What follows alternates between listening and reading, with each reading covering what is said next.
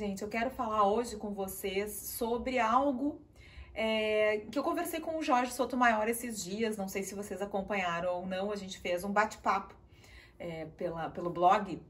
do Jorge e falamos justamente de uma questão que me parece que é tão fundamental para quem lida com as normas jurídicas atinentes às relações de trabalho, que eu resolvi fazer esse vídeo para falar mais um pouco sobre isso com vocês, que é a questão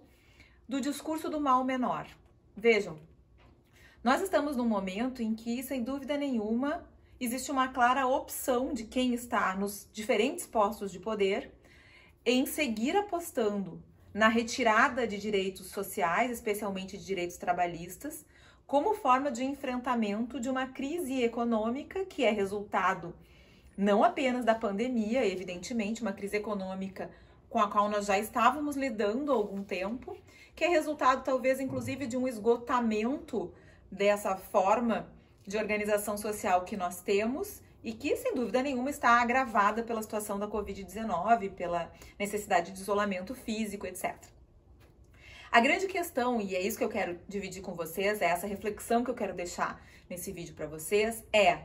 essa aposta que no Brasil nós estamos fazendo desde a década de 90, em aceitar alterações legislativas que precarizam condições de trabalho, que retiram renda da mão de quem trabalha, que aumentam jornada, que permitem terceirização, a partir de um discurso nosso, de quem acredita no direito do trabalho, de que isso é necessário para evitar um mal maior, é um equívoco que, se até hoje a gente não conseguiu perceber o tamanho desse equívoco, talvez a situação de crise aguda que a pandemia nos traz permita que nós façamos essa reflexão. E esse equívoco a gente já consegue enxergar nas opções que fizemos nesse sentido ao longo das últimas décadas. E trago para vocês dois exemplos. Depois nós vamos ter outros vídeos falando de outros exemplos.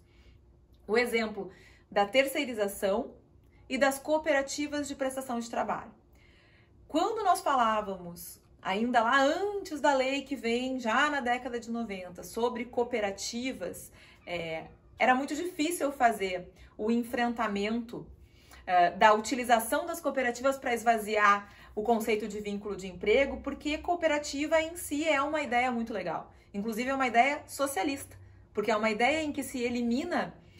o tomador do trabalho, aquele que lucra com a força de trabalho. Numa verdadeira cooperativa, os trabalhadores todos se organizam e eles mesmos produzem e ficam com os frutos daquele trabalho que produzem. O que acontece é que essa ideia socialista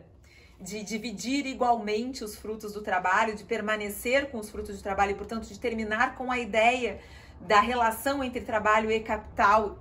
na qual o capital é que se apropria, é que detém os meios de produção e que se apropria do lucro que decorre da exploração da força de trabalho, essa ideia socialista foi desvirtuada e transformada numa forma mais barata e precária de explorar força de trabalho.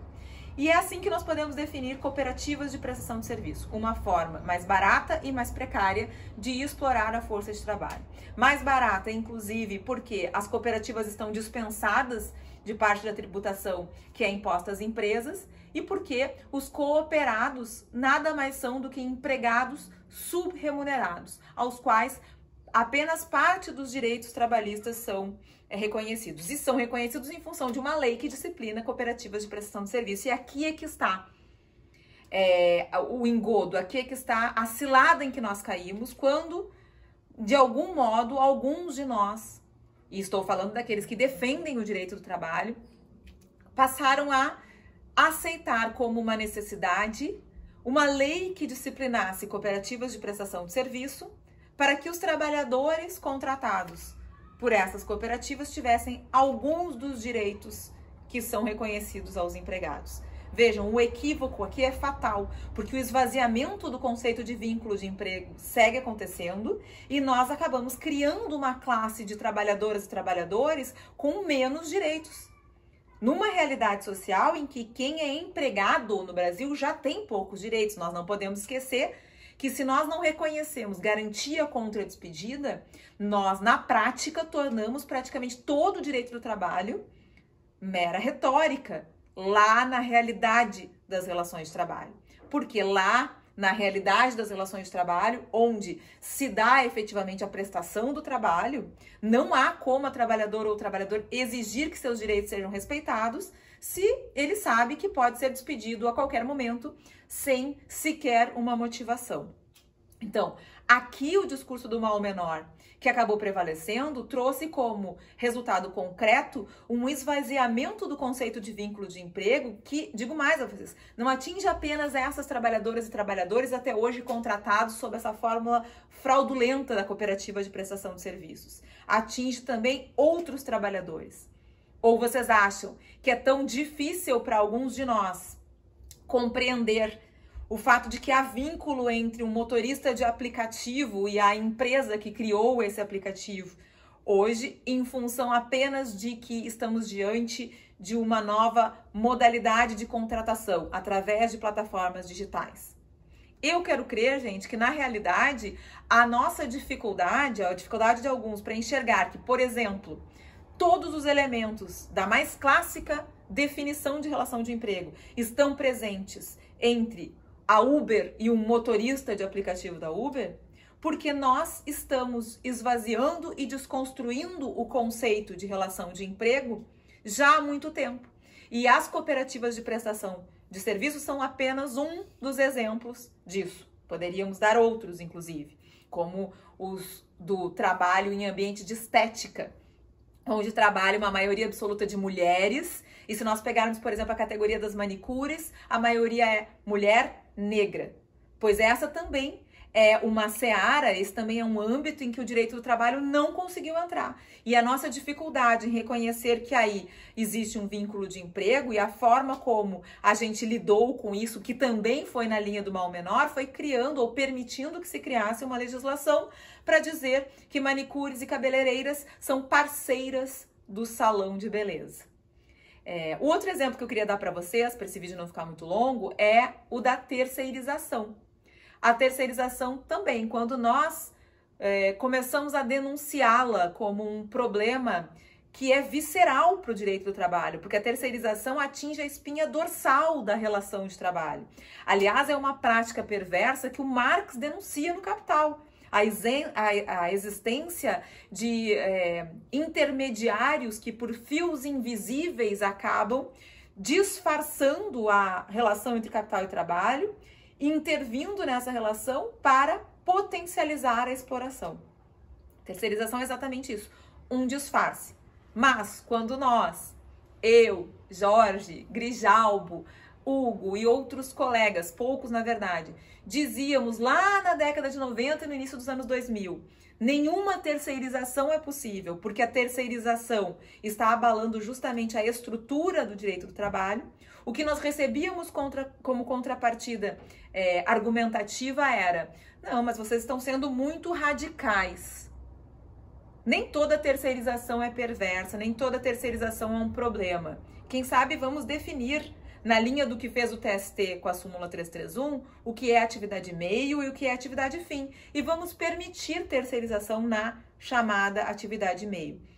sem perceber que a própria diferença entre atividade meio e atividade fim já é uma construção discursiva problemática, porque nem na nossa legislação e nem na prática das relações de trabalho é possível realmente distinguir com clareza uma atividade meio de uma atividade fim, né? O exemplo mais tranquilo para a gente enxergar isso é justamente a atividade de limpeza,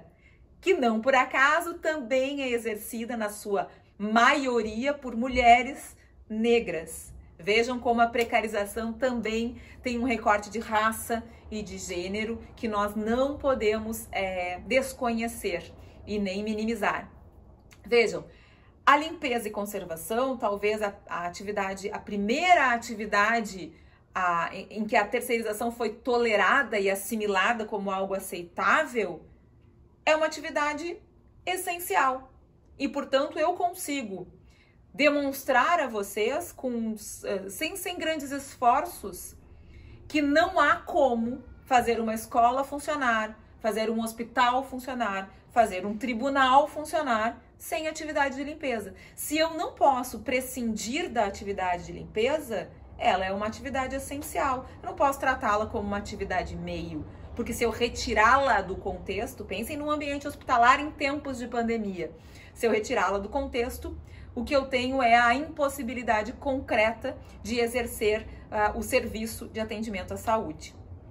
Então, novamente na terceirização, para onde nos conduziu o discurso do mal menor? Vamos regular algumas formas de terceirização para que não seja tudo terceirizado, para que não descambe numa liberação geral. Fizemos ou caminhamos nesse sentido e o resultado foi a Lei 13.429 e a decisão do STF liberando geral a terceirização. Então, nós temos esses exemplos, e eu já disse, vamos conversar sobre outros exemplos em outros vídeos,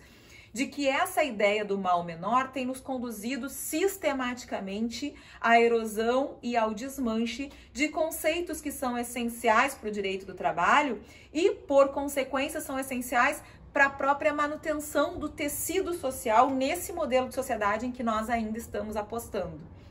Agora, em tempos de crise aguda, ou até de transformação radical do modo de convívio de um jeito ou de outro, ainda que nós não consigamos compreender esse momento histórico como uma deixa, né, como uma possibilidade de mudança da forma de organização social para superar mesmo o sistema capitalista de produção, o que é certo é que nós não vamos sair deste momento histórico da forma como nele ingressamos. Não existe um retorno à normalidade. Simplesmente porque o que essa pandemia está nos mostrando é que a forma como nós vínhamos conduzindo as relações sociais é absolutamente insustentável para a permanência da raça humana na Terra. E isso significa dizer que essa é a oportunidade de nós repensarmos, inclusive, a forma como lidamos com o direito e com o direito do trabalho nesse modelo de sociedade que nós ainda temos e que será necessariamente um modelo de sociedade modificado a partir do trauma da Covid-19. E para isso, parece-me fundamental que nós percebamos a necessidade de radicalizar, ou seja, de ir até a raiz do direito do trabalho, compreender ou resgatar as razões históricas pelas quais nós temos o direito do trabalho e pelas quais nós temos processo do trabalho, sobre o que eu quero conversar com vocês também em outro vídeo, para que nós voltemos a aplicar, ou no caso do Brasil, comecemos a aplicar o direito do trabalho de uma forma muito mais responsável, profunda e comprometida com essa razão histórica. O que significa dizer, não apenas revogar medidas como, por exemplo, a MP 927, a 936 ou a 905, que caducou, que foi revogada, né, recentemente, mas, sobretudo, começar a exigir que direitos básicos, como a garantia contra a despedida, sejam efetivados no âmbito das relações de trabalho no Brasil. Nós precisamos dar um salto à frente. E esse salto à frente depende, no meu sentir, de compreendermos o problema que causa e a cilada que é apostar no discurso do mal menor.